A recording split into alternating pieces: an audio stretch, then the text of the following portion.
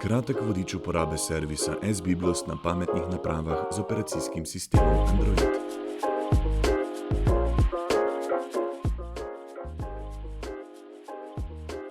Za branje e-knjig na mobilnih napravah z operacijskim sistemom Android potrebuješ aplikacijo Biblos 2. Aplikacijo si lahko brezplačno namestiš iz spletne trgovine Google Play. Imetniki novejših mobilnih naprav znamke Huawei si lahko aplikacijo namestite iz Huawei App Gallery.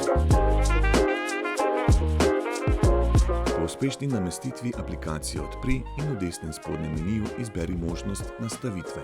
Za vpis svojih podatkov pritisni na gumb Prijava.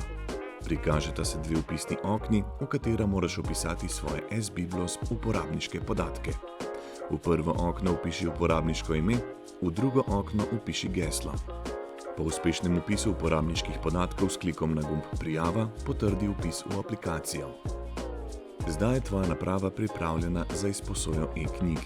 E-knjigo si lahko izposodiš tako, da obiščeš knjižnico in sicer s klikom na ikono Knjižnica v spodnjem meniju. Želeno e-knjigo poiščeš z brskanjem po kategorijah, žanrih ali s pomočjo iskalnika.